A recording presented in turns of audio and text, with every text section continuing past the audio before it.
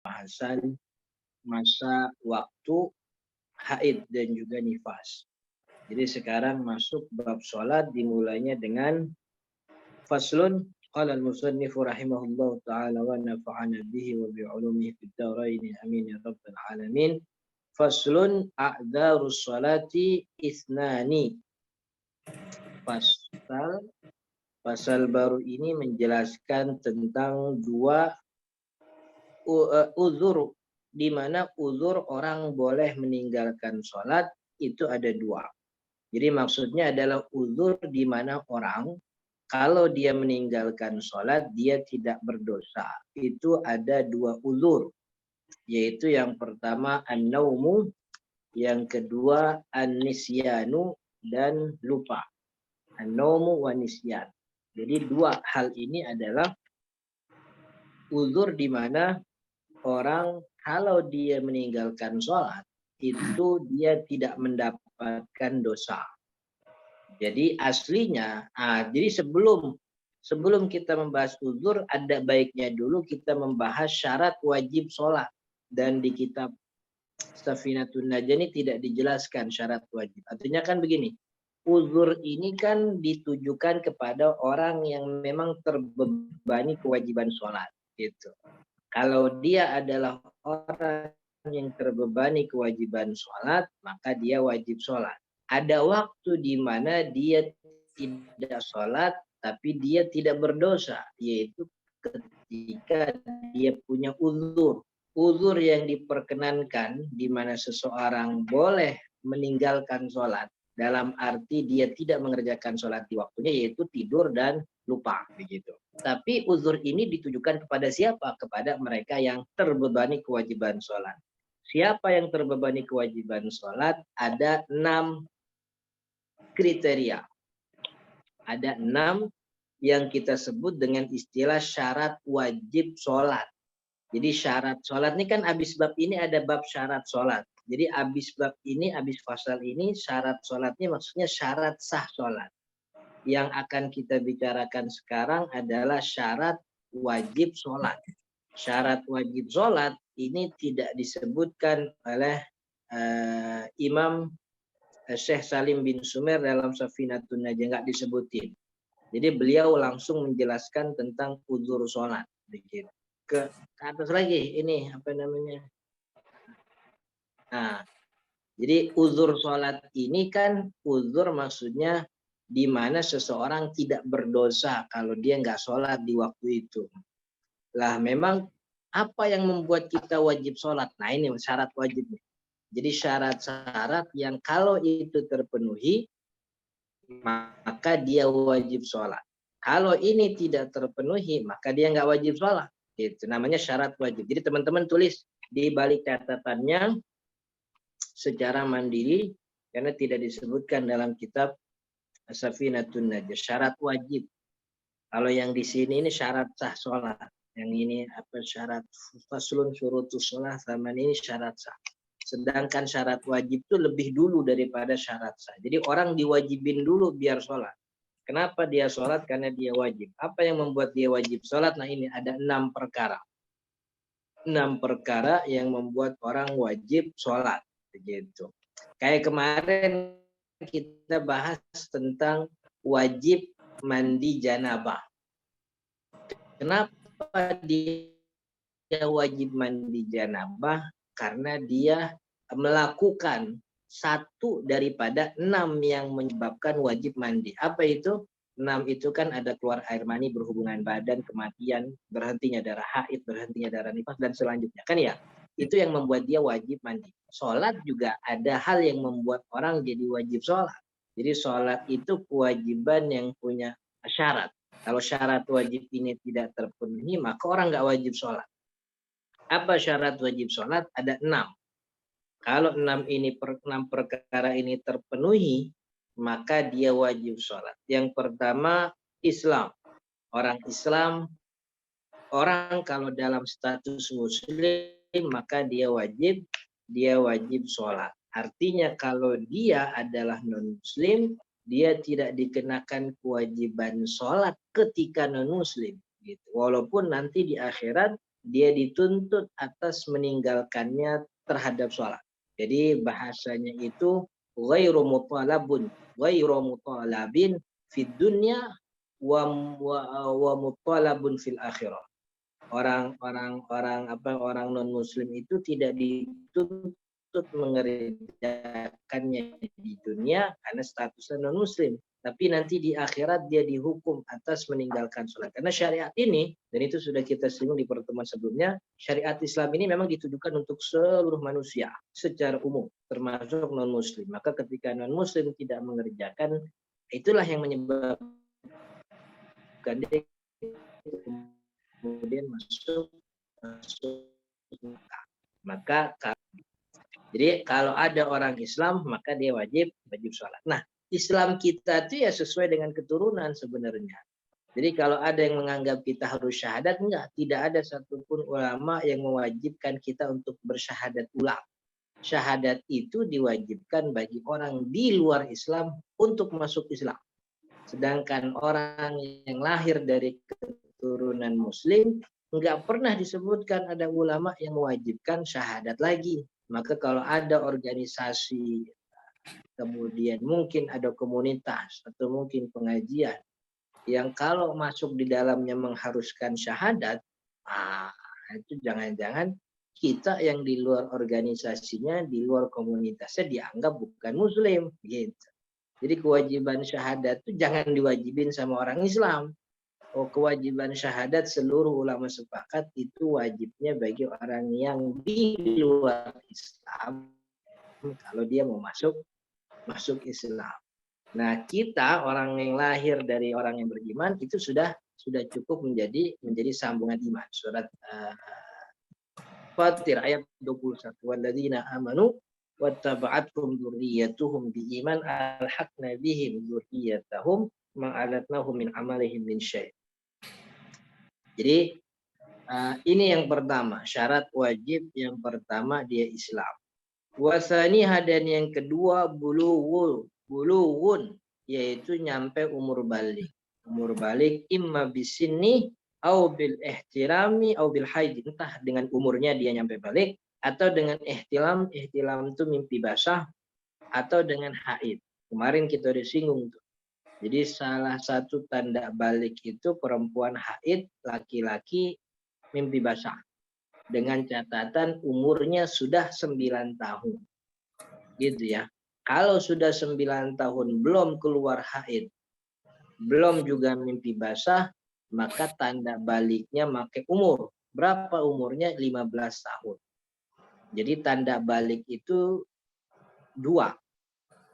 Pertama dengan umur, atau yang kedua dengan mimpi basah, atau yang ketiga haid, dari 3. Jadi umur untuk laki dan perempuan, mimpi basah untuk laki-laki, haid untuk perempuan. Gitu. Jadi dan ini syaratnya minimal 9 tahun. Jadi kalau udah 9 tahun muncul itu tanda balik, entah haid, entah keluar air mani, mimpi basah, berarti dia sudah balik. Kalau sejak 9 tahun belum mengalami tanda balik, maka tanda baliknya dengan umur, yaitu 15 tahun. Jadi 9 tahun nggak mimpi basah, 10 tahun nggak mimpi basah, 11 tahun nggak mimpi basah, 12 tahun sampai 15 tahun maksimal, begitu. Jadi balik itu antara 9 sampai 15. Dari 9 tahun ditungguin, ada nggak tanda-tanda baliknya. Kalau nggak ada, maka nanti makin umur 15 tahun, Qamariyah. 15 tahun hitungan Hijriyah. Makanya kita nih atau anak-anak kita dikonversi itu tanggal lahirnya. Dulu tanggal lahirnya 15 Januari 1997 misalnya. Maka dikonversi kira-kira 15 Januari 97 itu tahun berapa, bulan apa, tanggal berapa Hijriyah. Begitu. Jadi yang pertama Islam, yang kedua balik, yang ketiga aklun, dia berakal. Artinya kalau dia Islam, lahir dari keturunan pasangan muslim, dia juga sudah dewasa, tapi gila, tidak berakal, maka nggak wajib sholat. Begitu. Atau sebaliknya, Islam lahir dari pasangan muslim, dia berakal, tapi umurnya belum balik, maka nggak wajib sholat. karena nggak wajib sholat, maka alasan apapun dia meninggalkan sholat nggak ada masalah. Kenapa nggak sholat? Males, gitu. Ya nggak apa-apa kan emang belum wajib sholat. Kenapa nggak sholat? Lagi nanggung main game misalnya, nggak ada masalah. Karena emang masih belum punya kewajiban sholat. Jadi syarat wajib sholat yang pertama Islam, yang kedua balik, yang ketiga berakal, nah yang keempat ini penting. Yang keempat ini salamatu ihda hawasi as-sam'i wal basari. Yang keempat selamat, bukan selamat. Yang keempat ini berfungsinya salah satu daripada indera mata atau juga indera telinga sejak balik. Jadi sejak balik dia indera matanya sehat, indera telinganya juga sehat. Kalau ada orang yang lahir dalam keadaan matanya buta, kupingnya pun tidak mendengar, atau lahir dalam keadaan sehat, kemudian pas sampai umur 8 tahun, dia mengalami kecelakaan misalnya, yang membuat dia matanya buta, kupingnya pun tidak bisa mendengar, maka orang ini nggak wajib sholat. Karena kewajiban sholat adalah kewajiban yang harus didakwahi. Dan untuk mendakwahkan kewajiban sholat, ya salah satunya dengan dua itu. Entah dengan mata melihat atau dengan kuping yang mendengar. Kalau dua media itu tidak bisa berfungsi, maka tidak sampai dakwah kewajiban sholat kepada dia. Karena tidak sampai dakwah, maka tidak ada kewajiban. Karena syariat ini tidak mungkin dibebankan kepada orang yang tidak tahu. Dia tidak punya media untuk tahu bahwa sholat itu wajib. Kupingnya tuli, matanya juga buta. Gitu. Makanya syarat wajib yang keempat, sehat indera mata dan juga atau indera telinga. Maka kalau dua-duanya ini, artinya kalau yang cacat kuping tapi mata bisa ngelihat, matanya bisa menjadi jalan informasi bahwa sholat itu kewajiban. Gitu. Kemudian yang kelima, yang kelima bulughud dakwah. Yang kelima sampainya dakwah, sampainya informasi kepada dia secara utuh bahwa sholat itu kewajiban. Dia orang Islam, lahir dari pasangan Muslim. Yang kedua dia adalah balik. Yang ketiga dia berakal. Yang keempat indera mata, indera telinga sehat. Yang kelima untuk orang wajib sholat, dia harus tahu bahwa sholat itu wajib. Bagaimana dia tahu? Sampai kepada dia dakwah. Ada orang lahir dari pasangan Muslim. Sudah balik, sudah berakal. Indera mata, indera telinganya sehat. Tapi tinggal jauh dari pemukiman Muslim, jauh dari komunitas Muslim. Tidak ada yang mengabari dia tentang kewajiban sholat. Maka ketika datang waktu sholat dia nggak sholat, dia nggak wajib karena emang dia nggak tahu kewajiban sholat. Begitu. Dia tidak kenakan kewajiban sholat karena tidak sampainya dakwah kepada dia. Gitu. Itu juga kan menjadi salah satu poin penting tentang banyak kajian ulama ya tentang apakah orang di luar Islam itu selamat di akhirat atau tidak. Pandangan yang memang tidak populer di kalangan kita bahwa orang-orang yang tidak mendapatkan informasi secara utuh tentang Islam begitu itu nanti di akhirat diselamatkan. Dalam kitab Faisalut Tafriq itu Imam Al-Ghazali mengatakan demikian. Wasallahu wasalathu dakwah musyawwahan. Dakwah yang nyampe kepada dia, informasi Islam yang nyampe ke dia itu musyawwah. Musyawwah itu sudah didistorsi. Islam itu begini, Islam begitu, pokoknya jelek. Kemudian dia tidak memilih Islam karena informasi yang dia dapat juga musyawwah. Maka orang kayak gini apakah selamat di akhirat atau tidak itu jadi perdebatan. Tapi kata Imam Al-Ghazali dalam Faisalut Tafriq, Faisalut Tafriqah itu dia selamat. Karena dia sudah mencari. Dan dakwah yang nyampe kepada dia itu musyawwah. Begitu. Itu tapi perdebatannya panjang. Wasadisu yang keenam. Yang kelima sampainya dakwah. Yang keenam naqaun minal haidi wan nifas. Bersih daripada haid dan nifas. Ini syarat yang khusus untuk perempuan. Artinya kalau ada perempuan Islam iya, sudah balik iya, berakal iya, indera mata, indera telinganya sehat, tahu kewajiban sholat, tapi dalam keadaan haid, maka kan sholat nggak wajib. Artinya meninggalkannya si perempuan tersebut terhadap sholat di waktu sholat itu tidak mendatangkan dosa. Kenapa tidak mendatangkan dosa? Karena dia sendiri bukanlah orang yang wajib sholat. Gitu. Jadi dosa itu dikenakan kepada orang yang meninggalkan kewajiban. Siapa yang wajib sholat yang terpenuhi 6 ini? Dia Islam, dia balik, dia berakal, sehat indera mata, indera telinga, sampai kepada dia informasi dakwah tentang kewajiban sholat. Kemudian yang keenam adalah suci dari pada haid dan nifas. Nah, kalau orang penuhi 6 ini, maka sepanjang 3, itu sepanjang waktu sholat itu ada beban yang ada di pundaknya, yang itu tidak mungkin bisa dia lepaskan kecuali dia mengerjakan sholat. Kalau dia mengerjakan, lepas itu bebannya. Tapi kalau dia tidak mengerjakan, beban itu jadi dosa. Nah, tapi ada hal yang membuat beban ini ditoleransi. Artinya dia tidak terkena dosa. Meninggalkannya terhadap sholat di waktu itu dimaafkan oleh syariat. Tapi tidak ditoleransi untuk meninggalkan. Dia tetap wajib ngerjain nanti ketika sudah bangun. Tapi dosa apa enggak dia di sepanjang waktu ini nggak sholat? Dia tidak dosa. Yaitu orang yang pertama dia tidur, kemudian yang kedua adalah orang yang lupa. Nah, tidur makanya dijelaskan oleh Imam Nawawi, tidur yang membuat dia terbebas dari dosa karena meninggalkan sholat adalah idza lam yata'adda bihi ay lam yatajawazil had. Tidur yang memang tidak yata'adda, tidak menyengaja untuk meninggalkan sholat.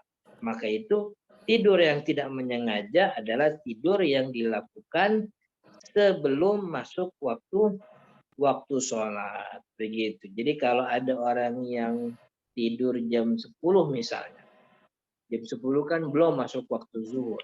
Kemudian dia saking lelahnya sampai bangunnya jam 5 sore misalnya. Maka dia tidak berdosa. Tapi ketika dia bangun jam 5, dia punya kewajiban mengganti sholat zuhur karena dia sedang tidur.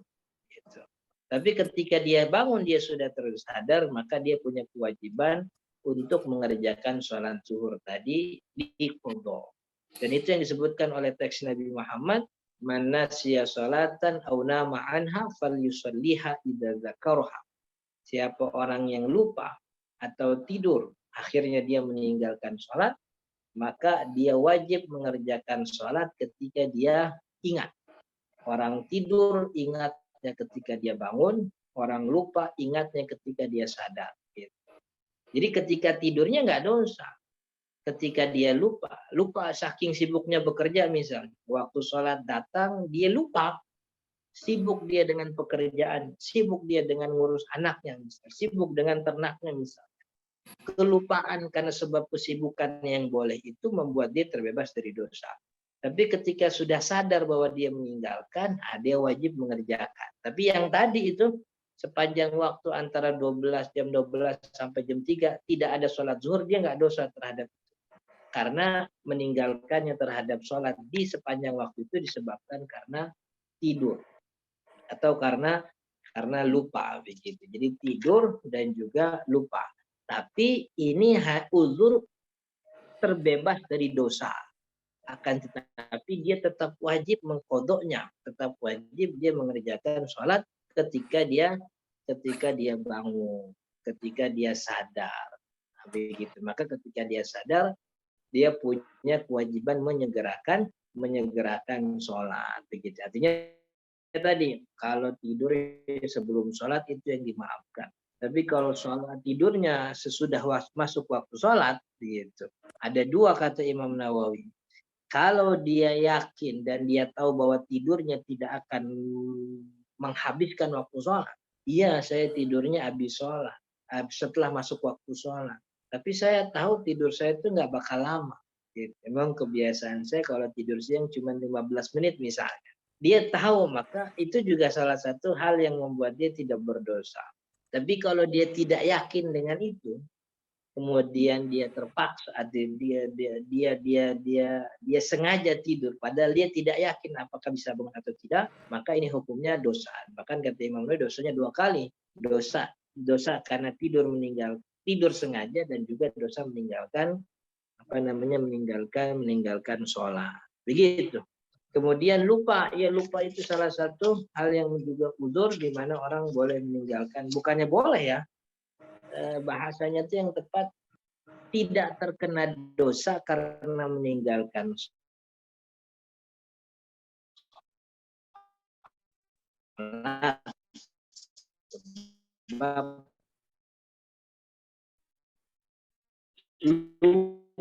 lupa.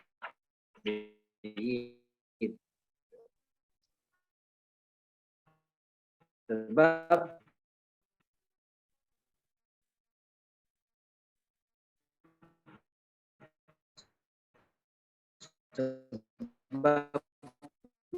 lupa. Dan syarat lupa di mana dia tidak berdosa